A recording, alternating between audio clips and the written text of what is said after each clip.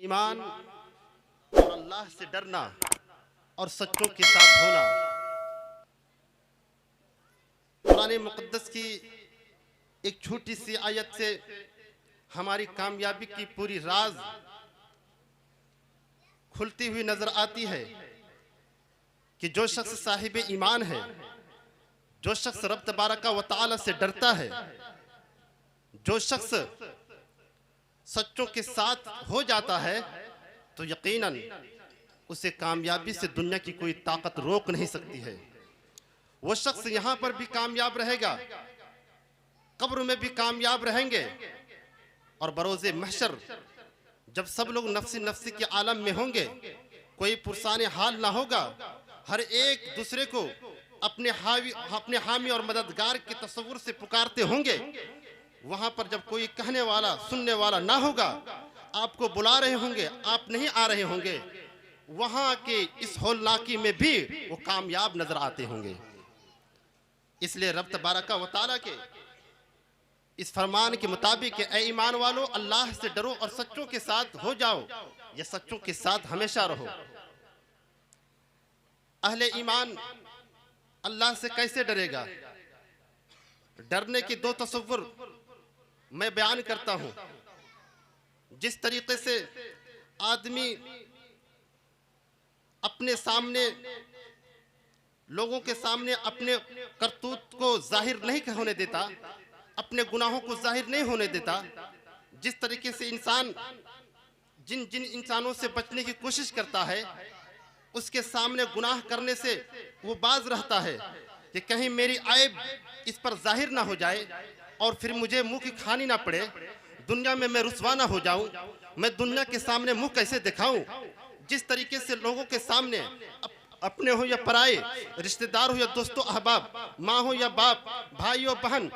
गुनाह करने से उसके सामने इसलिए डरते हैं कि कहीं मैं रुसवा ना हो जाऊं, कहीं मैं इसके सामने मुंह दिखाने के लायक ना रह जाऊं, इस गरज से उसके सामने गुनाह ना करते हैं। हजरत इमाम गजाली अलैहि रहमतुर रिज़वान फरमाते हैं कि कहीं इससे ज्यादा तुम रब तबारका व तआला से तन्हाई में इससे ज्यादा डरो, जिस तरीके से तुम लोगों के सामने गुनाह करने से डरते हो, जिस तरह से अपने रिश्तेदारों के सामने गुनाह करने से डरते हो, जिस तरह तुम अपने भाई बहनों से सामने गुनाह करने से डरते हो, जिस तरह और लोगों के सामने गुनाह करने से डरते हो, इससे कहीं ज्यादा तकवा का हक यह है कि रब तबारका व तआला के साथ, रब तबारका व तआला के बारगाह में, रब तबारका व तआला के बारे में तुम तन्हाई में उससे कहीं ज्यादा डरो। यह रब तबारका व तआला का ज्यादा हक है। तो मेरे दोस्तों, कैसे डरना चाहिए? और इमाम नववी अलैहि रहमतुर रिज़वान बहुत ही खूबसूरत मिसाल देते हैं कि जिस तरीके से रब तबारका व तआला के तन्हाई में तुम्हें इस तरीके से देख रहा है, इस तरीके से यकीन होनी चाहिए कि रब मुझे तन्हाई में इस कदर देख रहा है, जिस तरह के तुम्हें अपनी अंगुली को आग में डालने पर जल जाने की यकीन हो जाती है। ये यकीन हो जाती है, यकीन इंसान को हो जाता है कि मेरी उंगली जल जाएगी आग में जाने से, आग फौरन मेरी उंगली को जला देगी। इससे कहीं ज्यादा तुम्हें तन्हाई में रब तबारका व तआला की शहादत, उसको देखने, उसके नाजिर होने पर यकीन होनी चाहिए। मेरे दोस्तों, इसलिए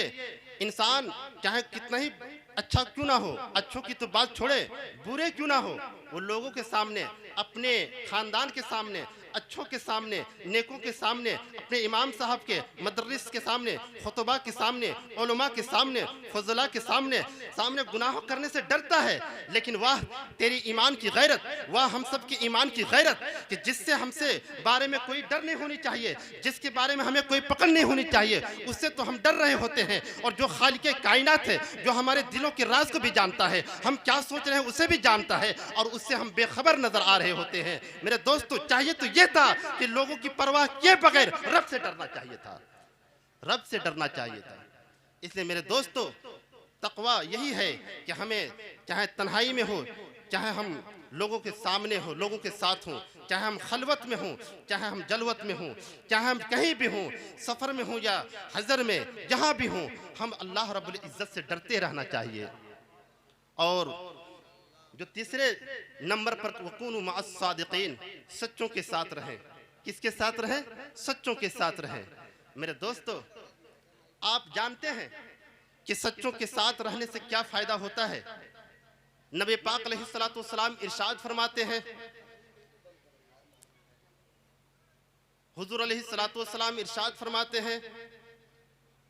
मैं उस हदीस की मफ़हूम बयान कर रहा हूँ, क्योंकि हुजूर फरमाते हैं कि बुरों की सोहबत से बुरे की उसी तरीके से यकीन है कि जिस तरीके से तुम जो भट्ठी जलाता है उसके सामने उसके पास बैठने से, अगरचे तुम भट्टी जला रहे हो या ना जला रहे हो, उसके साथ बैठने से तुम्हारे जरूर कपड़े गंदे हो जाएंगे, तुम्हारे चेहरे गंदे हो जाएंगे। यकीनन तुम बदों के साथ, बुरों के साथ बैठने से बस ऐसा ही मिसाल है कि तुम शराब पियो या ना पियो, बुरी बात सुनो या ना सुनो, बुरी बात कहो या ना कहो, तुम लोगों की जिना के बारे में, ग़ीबत के बारे में कहो या ना कहो, लेकिन तुम सुन रहे तो हो, तुम्हारे दिमाग में, तुम्हारे दिल में वो सब ख्यालात उसके कहने से चल रहा है। इसलिए मिसालें कितनी आलीशान दी गई है कि जिस तरह से भट्टी जब लोहार जला रहा होता है तो उसके पास बैठने वाला अगरचे वो जलाए या ना जलाए, लेकिन उसके गर्दो गुबार, उसके जो गंध है जरूर उसके कपड़े पर बैठेंगे और उसे गंद करेगा। इसलिए बुरों के साथ बैठने से यकीन है कि आप करें या ना करें, आप कहें या करें या ना करें, लेकिन सुनकर आपके दिल जरूर गंद हो जाएंगे। और ठीक इसी के नेकों के पास बैठने से, जो नेक लोग होते हैं उसके पास बैठने से ऐसा ही है कि क्या ही खूब मिसाल दिया। फरमाया कि जिस तरह से अतर फरोश जो अतर बेचता है तो तुम उसके पास बैठोगे तो तुम खुशबू खरीदो या ना खरीदो, अतर खरीदो या ना खरीदो, पास बैठने से खुशबू जरूर मिलेगी इंशाअल्लाह। कहिए सुभान अल्लाह। यकीनन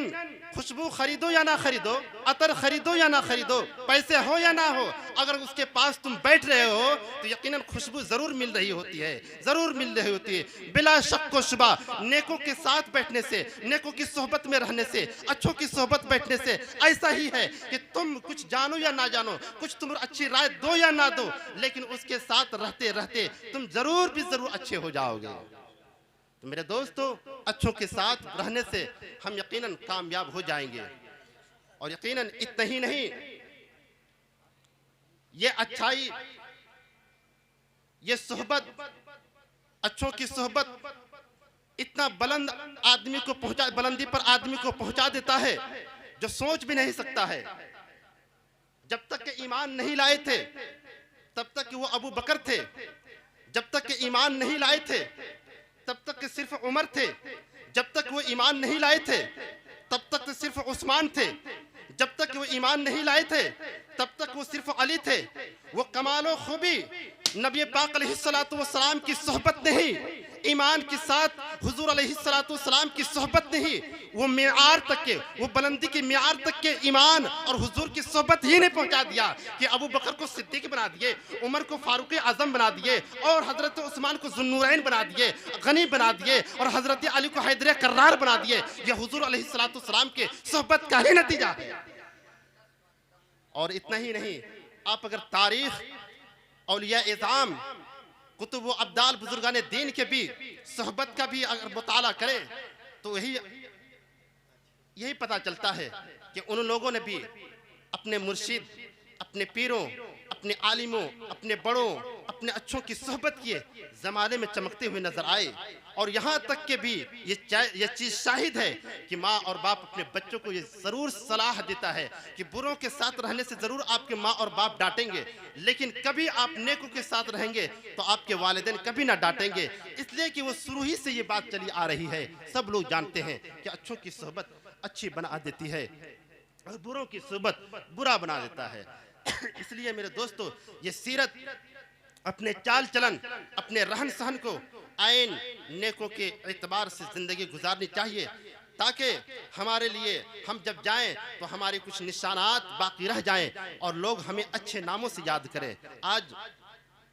जिनके इसाले सवाब की गरज से हम लोग बैठे हैं, कौन नहीं जानता, पूरे इलाके जानते हैं उनकी कितनी अच्छी सिफत। कभी जब भी वो बोलते उनकी ज़ुबानों पर मुस्कुराहट होती, यकीनन खैरियत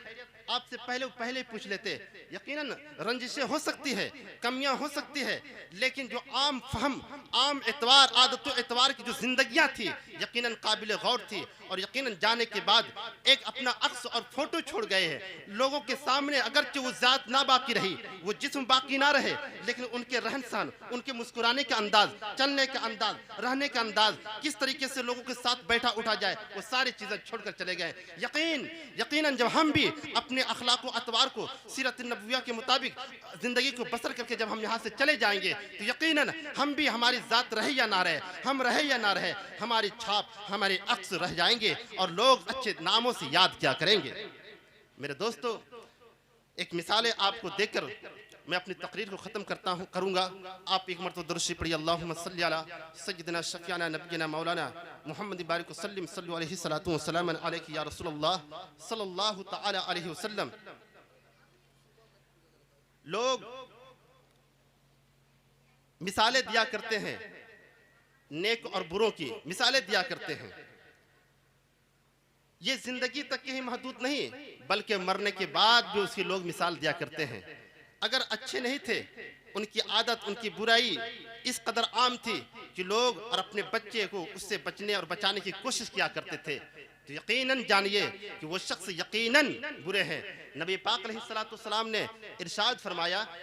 कि जिस शख्स को लोग, एक जमात जिसे अच्छा कह दे तो समझ जाओ कि वो अच्छे ही हैं, और जिसे एक जमात, जिसे कसीर तादाद में जिसे बुरा कह दे तो समझ जाओ कि वो बुरा ही है। यकीनन उसकी शहादत फरिश्ते से कबल और कब्र में जाने से कबल, मैदान महशर के कायम होने से कबल उसकी शहादत लोग ही दे देते हैं कि एक जमात जो जमात के लायक हो, एक काबिल जो एक जमात हो, एक कसीर तादाद हो, तो कम से कम 11 से ज़्यादा हो, या यूँ है अगर महफिल मजमे आम हो तो कम से कम 100 के करीब हो। जिस आदमी को यह कह देता हो कि नहीं ये शख्स बहुत अच्छे हैं, तो समझ जाए कि आप अच्छे ही हैं, और जिस शख्स को कहते कि बुरे हैं तो समझ जाए कि हुजूर ने फरमाया कि वो बुराई है, उसके साथ बुराई होने वाला है। इसलिए मेरे दोस्तों, अपने अपने आप को और अपने घर वालों को हुजूर अलैहिस्सलाम ने बयान फरमाया कि अच्छा इंसान वो है जो अपने बारे में ज़्यादा फिक्र करता हो और अपनी औलादों के बारे में और अपने घर वालों के बारे में ज़्यादा फिक्र करता हो। इसी की मिसाल कुरान मुक़द्दस ने क्या ये खूबसूरत रब तबारक व तआला ने बयान फरमाया कि अपने आप को और अपने घर वालों को जहन्नम की आग से बचाओ। यकीनन ये सारी की सारी आयतें और कुरान हदीस की जो मैंने दलीलें पेश की और जो मैंने बयान करने की कोशिश की, सबका एक ही मकसद होता है, ये होता है कि हम यहाँ पर भी कामयाब रहें और वहाँ पर भी कामयाब रहें। मैंने कुरान मुक़द्दस की जो आयत करीमा तिलावत की है, या अय्युहल्लज़ीना आमनु तक़ुल्लाह, ए ईमान वाले अल्लाह से डरें, अल्लाह से डरें, और वकूनु मअस सादिक़ीन, और सच्चों के साथ रह जाएं, सच्चों के साथ रहें। यकीनन हम और आप अल्लाह रब्बुल इज़्ज़त से यही दुआ करें कि अल्लाह हमें ईमान की सलामती रखे, और जैसा तुझसे डरने का हक़ है हमें उसे डरने की तौफ़ीक़ अता फरमा, और फिर हम हमेशा